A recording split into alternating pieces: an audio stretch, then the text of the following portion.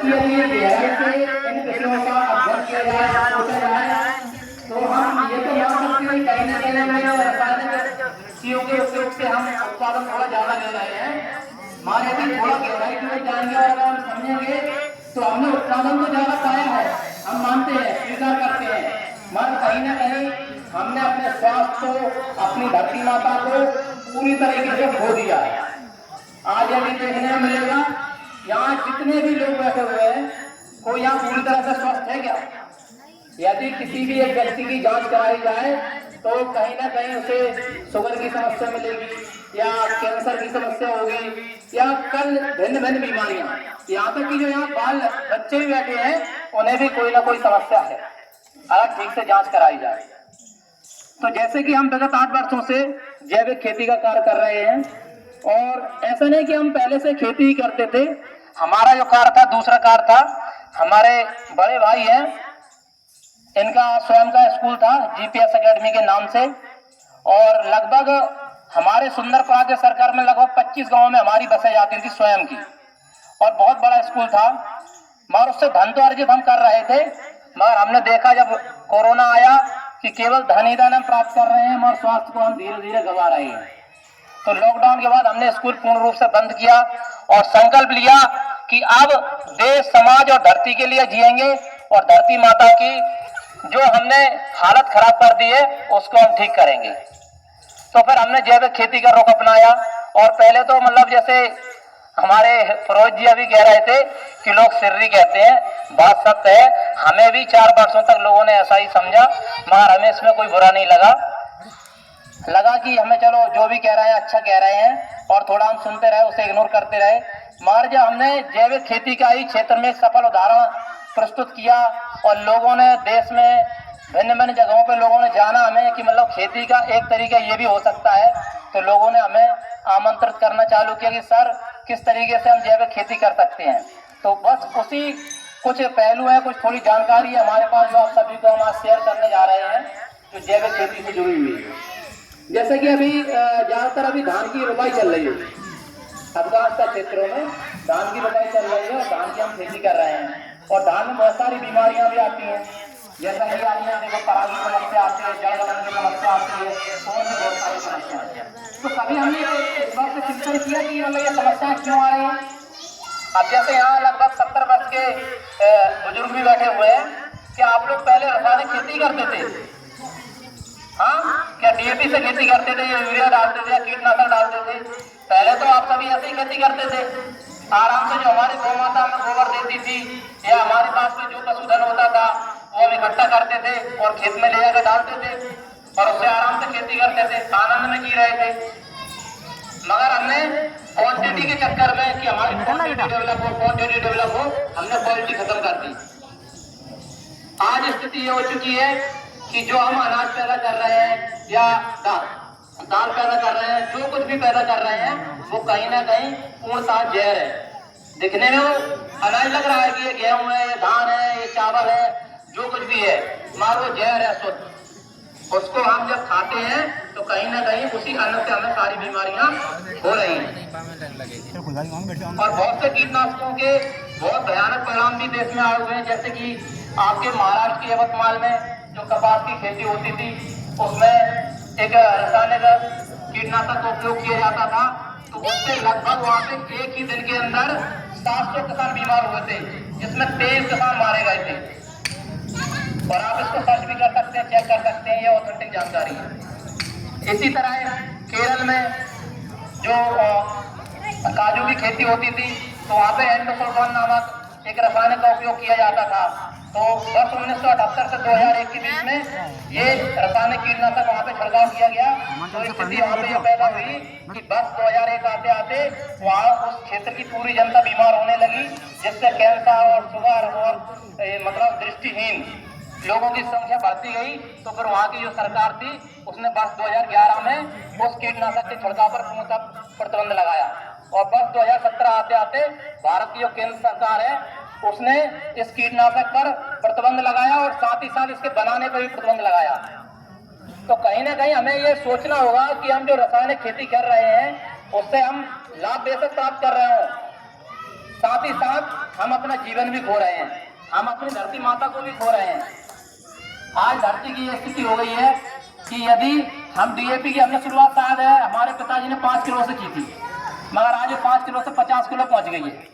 Urea की शुरुआत जो 3 किलो से हुई थी, आज वो 30 से 40, 50, 100 किलो तक पहुंच गई है कई किसानों की। तो कहीं ना कहीं हमारा कॉस्ट ऑफ कल्टीवेशन बढ़ा है, मतलब हमारी लागत बढ़ी है। हमारे यदि उत्पादन की बात करें, आज से 20 साल पहले हम 20 मन लेते थे, आज भी हमारा 20 मन ही है। लागत दिन ब दिन बढ़ रही है, कीटनाशक का छिड़काव दिन ब दिन बढ़ रहा है। तो इसका क्या विकल्प है?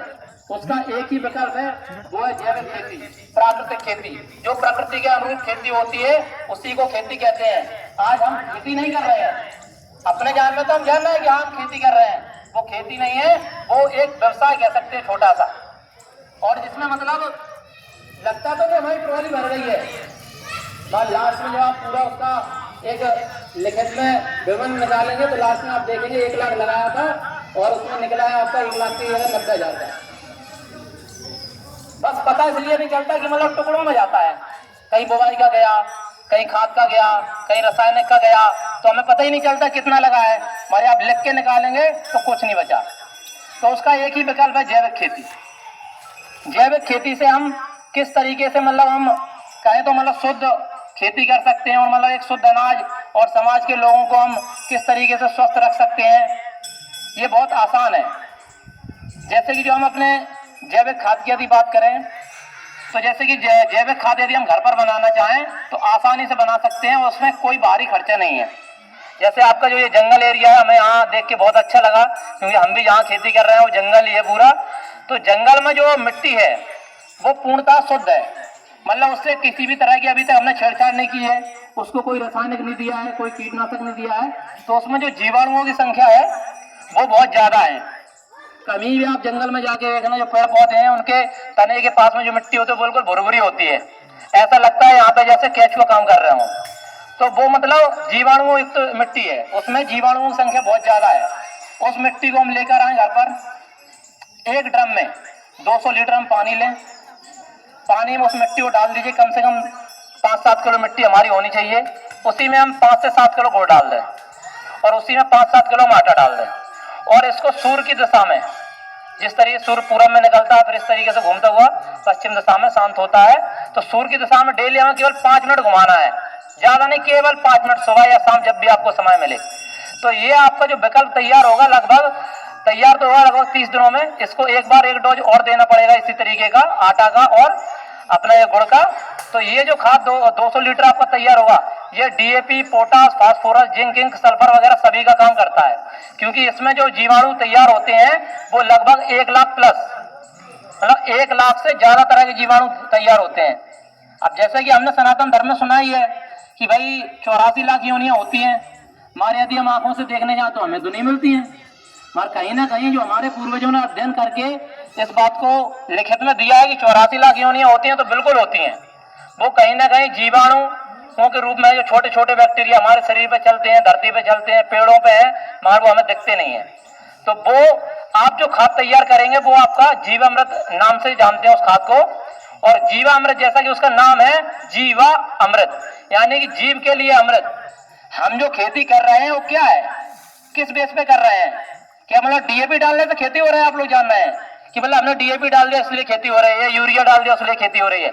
उसमें जो नीचे बैक्टीरिया है, जो जीवाणु है, वह हमारे बीज के ऊपर कार्य करते हैं, तब वो बीज से पौधा, पौधा से बड़ा पौधा और फिर जाके कहीं वो फसल तैयार करते हैं। डीएपी यूरिया काम नहीं करता है, वो तो केवल एक हम कह सकते हैं मतलब जो हमारा जीवाणु है हमारे खेत के अंदर, उसके लिए हमने भोजन दिया है।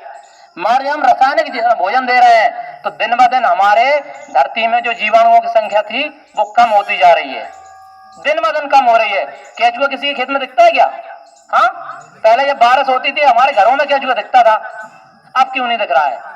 केचुआ अभी भी है हमारी धरती में, ऐसा नहीं है कि वो समाप्त हो गया है, केचुआ अभी भी है, मगर वो आपके कीटनाशक के छिड़काव और जो रासायनिक आप खाद डाल रहे हैं इनके वजह से वो धरती के नीचे चला गया है। अभी आप 6 से 7 फुट खुदाई कीजिए, आपको केचुआ मिल जाएगा। अब हमें करना क्या है, हमें केवल अपनी की जो गुणवत्ता है मिट्टी की उसे सुधारना है बस। यदि हम मिट्टी की गुणवत्ता को हम सुधार लेंगे तो जो हमारा केंचुआ नीचे चला गया है या हजारों प्रकार के जो हमारे जीवाणु हैं वो धरती के नीचे चले गए हैं या कह सकते हैं नष्ट हो गए हैं, वो पुनः आपके मिट्टी में दिखने लगेंगे। और एक बार हमारे जो जीवाणु दिखने लगे तो आराम से जो खेती हमारे पूर्वज करते आए हैं आज से 50 साल पहले, कोई डीएपी नहीं था, कोई यूरिया था, ना ही कोई कीटनाशक था, फसल में रोग आता ही नहीं था। हमारी उम्र 32 साल है, हमने अपने पिताजी को करते हुए देखा है, कोई खाद नहीं डालते थे, हमारे देखते देखते उन्होंने शुरू किया था खाद। तो ये जैविक खेती संभव है। हाँ, अब क्या है, हमने जैसे कि अपनी भूमि की कह सकते हैं स्वास्थ्य गड़बड़ कर दिया है, मतलब उसे कहेंगे तो बीमार कर दिया है। जो हमारी मिट्टी है, धरती माता है, उन्हें हमने बीमार कर दिया है। तो अब थोड़ा हमें समय लगेगा 2 से 3 साल का, और हमें थोड़ा सब्र भी रखना पड़ेगा कि हमारी जो धरती माता है वह पुनः स्वस्थ हो जाए। तो उसके लिए जैसे उत्पादन थोड़ा घटेगा आपका कम से कम 20 से 30%, तो हमें उसमें थोड़ा सब्र रखना पड़ेगा कि भाई ये उत्पादन घटा है, चलिए अभी 2 साल घटा है, मगर तीसरी साल आपका उत्पादन जो अभी हो रहा है उससे प्लस में जाएगा, माइनस नहीं होगा। अभी यदि आप गेहूं की पैदावार 1 बीघे में 20 मन की ले रहे हैं तो वही पैदावार आपकी 20 की जगह 25 जाएगी, मगर हमें 2 साल उसके लिए इंतजार करना पड़ेगा। अब जैसे कि ये तो हमारा विकल्प हो गया खाद का, इसके साथ और भी बहुत सारे जीवाणुओं को एक्टिव करने के लिए खाद बनते हैं, जैसे कि जो हमारी देसी गौ माता है उनके गोबर से जो हम उपला बनाते हैं, जिसे कंडा बोलते हैं अपने यहाँ की भाषा में, उस कंडे को कम से कम 20 से 25 कंडे यदि हम एक ड्रम में डाल के और उसमें मात्र 2 किलो गुड़ डाल दें तो वो एक ह्यूमस तैयार करता है, और जब उसको हम खेत में छोड़ते हैं तो बैक्टीरिया बहुत तेजी से डेवलप होते हैं। मतलब हम ये क्या दे रहे हैं, मतलब जो हम डीएपी यूरिया भोजन के रूप में अपने जीवाणुओं को दे रहे हैं, ये वही भोजन है, हमारे शुद्ध प्राकृतिक नेचुरल भोजन है हमारे जीवाणुओं के लिए। कहते हैं ना कि भाई वहां पात हुई थी, बहुत अच्छा भोजन था, शुद्ध घी का था, आनंद आता है ना, बड़ाई करते हैं लोग कि भाई शुद्ध घी का था इसलिए। हाँ, मगर अब क्या है, जब हम जीवाणुओं को खराब भोजन दे रहे हैं, डीएपी यूरिया कई तरह के कीटनाशक, तो जीवाणु उसको क्यों ग्रहण करेंगे? वो तो मनुष्य से ज्यादा समझदार हैं, क्या अच्छा है क्या बुरा है वो जानते हैं, पहचानते हैं। वो धीरे धीरे अपने घर में नीचे चले गए हैं कि भाई हमें आपका भोजन करना ही नहीं है, आप बनाइए कितना बनाते हैं भोजन। तो स्थिति क्या पैदा हो रही है, जो हम 7 किलो से पहुंचे थे डीएपी से, आज 70 किलो पे पहुंच गए हैं। आने वाले समय में 1 क्विंटल 2 क्विंटल लालात लगाते रहिए, उत्पादन नहीं बढ़ेगा। यहाँ सभी पढ़े लिखे सब समाज के लोग बैठे हैं, सभी जानते हैं आज हरियाणा पंजाब में क्या स्थिति है। हरियाणा पंजाब में अधिकांशतः जिलों में भूमि बंजर हो चुकी है, कारण उसका ज्यादा लालच, ज्यादा उत्पादन के चक्कर में आज स्थिति क्या हुई, पूरे भारत में पंजाब में ही सबसे ज्यादा कैंसर के मरीज हैं। यहाँ तक कि पंजाब के एक प्रांत में, बठिंडा प्रांत में, राजस्थान के लिए एक ट्रेन जाती है, जम्मू तवी एक्सप्रेस इसका नाम है, जम्मू तवी एक्सप्रेस। मगर उसको वहां के लोग पता क्या बोलते हैं, बोलते हैं भाई कैंसर एक्सप्रेस जा रहा है, बोलते हैं कैंसर एक्सप्रेस जा रहा है। रीजन, उस ट्रेन में जितने भी पैसेंजर जाते हैं उसमें 90% कैंसर के रोगी हैं। जम्मू तवी एक्सप्रेस ट्रेन का नाम जम्मू तवी ना कह के वो उसे कैंसर एक्सप्रेस बोलते हैं। तो ये स्थिति हमारे प्रदेश में, हमारे जिले में, हमारे तहसील में, हमारे गांव में, हमारे घर तक न पहुंचे तो अभी समय है हमारे पास सुधार करने का, क्योंकि अभी हम कीटनाशक और ये रासायनिक उर्वरक के पहले पायदान